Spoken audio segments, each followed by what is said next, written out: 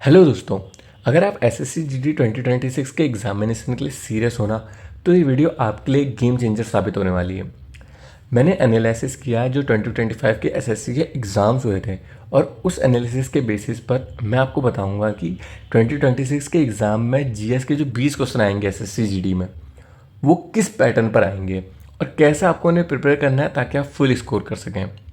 मेरा नाम राहुल है और इस चैनल पर मैं आपको बताऊंगा इजी ट्रिक्स और स्मार्ट स्ट्रेटजी के साथ इन चीज़ों को हम कैसे करें ताकि आप एग्ज़ाम में कोई भी गलती ना करें और सिर्फ मार्क्स लेके आएँ। तो चलो हम बिना टाइम वेस्ट के स्टार्ट करते हैं अपने एसएससी जीडी 2026 के GS analysis and preparation strategy को। तो सबसे पहले अगर हम देखें तो एसएससी जीडी में हमारे 20 क्वेश्चन आते हैं, ठीक है। और सबसे इंपॉर्टेंट बात यह है कि अब ये क्वेश्चन जो है एडुकेटी के पैटर्न पे हैं। लास्ट ईयर तक टीसीएस एग्ज़ाम को करवाता था, लेकिन अब 2025 से एडुकेटी कंपनीज एग्ज़ाम को करा रहे हैं, तो क्वेश्चन भी उन्हीं के पैटर्न पे आएंगे। तो हमें इसका ट्रेंड समझना जरूरी है क्योंकि रैंडम पढ़ाई कर अब कुछ भी नहीं मिलने वाला है। चलो एक बार ये देखते हैं कि 2026 के लिए ये जो 20 क्वेश्चन हमारे होंगे, इनका मतलब वेटेज कैसा रहेगा एग्ज़ाम में। ये देखिए, ये एडुकेटी के पैटर्न पे बेसिस है, ठीक है। अब आपको समझना होगा जो ये 20 क्वेश्चन हैं, ये टोटल 20 क्वेश्चन हैं।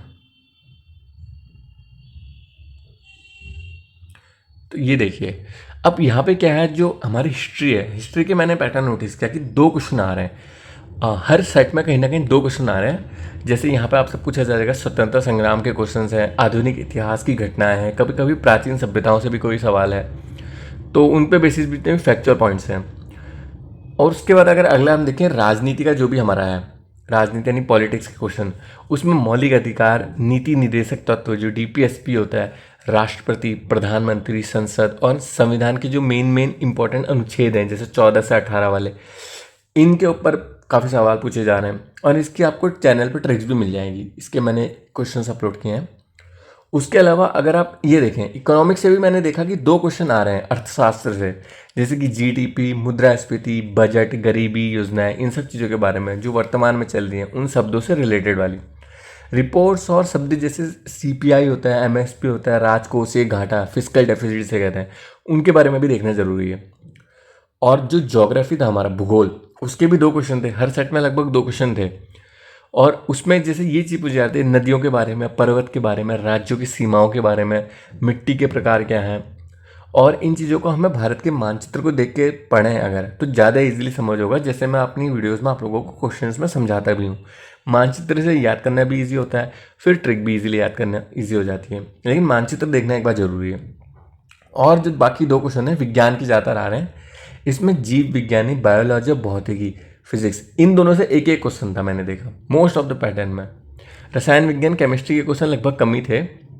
अब यहाँ पे किस टाइप के क्वेश्चन थे, जैसे मानव शरीर से रिलेटेड, विटामिन, रोग, और फिजिक्स में देखा जाए यानी कि भौतिकी में देखा जाए तो जो न्यूटन के नियम थे, प्रकाश, विद्युत, इन चीज़ों के बारे में। तो हमें इसमें भी छोटे छोटे ट्रिक से चीज़ों को समझना होगा, जैसे विटामिन तालिका, रोग कारक तालिका, वैज्ञानिकों के नाम, ये भी इसमें काफ़ी पूछा जा रहा था। तो इस तरह से ये हमारे जो मेजर मतलब सबसे ज़्यादा पूछे जाने वाला सब्जेक्ट है, इससे 10 क्वेश्चन यहाँ से बन रहे थे।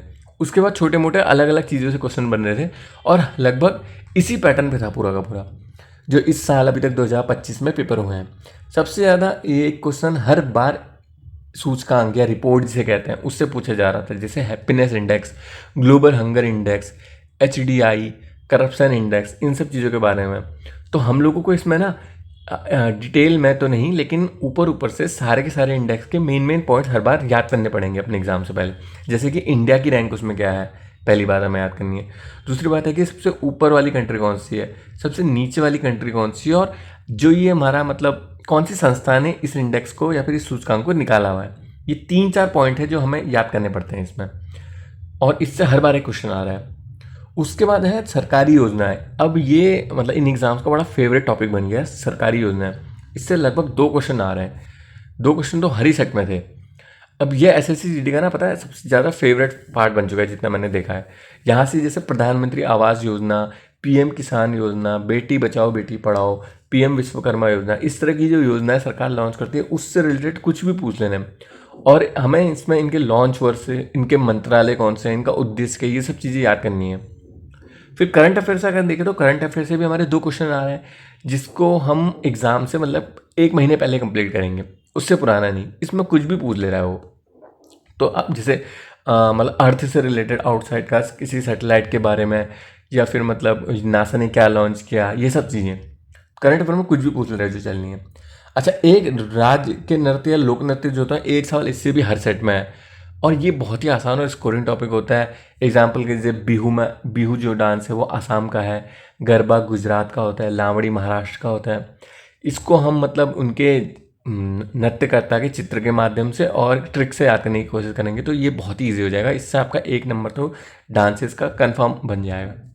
अच्छा, अब जो खेल से रिलेटेड है ना, इसमें करंट अफेयर में भी पूछ लेता है, और खेल से स्टैटिक नॉलेज, स्टैटिक जो होता है यानी कि जो चेंज नहीं हो रहा है, जैसे कि डूरंड कप किस चीज़ से रिलेटेड है, भारत का पहला ओलंपिक पदक किसने जीता था, ये ट्रॉफी, स्थल गेम के और खेलों के नाम, उसमें स्कोर कैसे कैसे होता है, इन चीज़ों से रिलेटेड काफ़ी ज़्यादा स्पोर्ट्स का क्वेश्चन पूछा जा रहा है।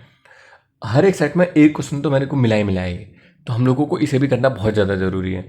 उसके बाद 2 क्वेश्चन जो हैं इस तरह से बने हुए हैं कि कभी कभी किसी पुस्तक के लेखक का नाम पूछ ले रहा है।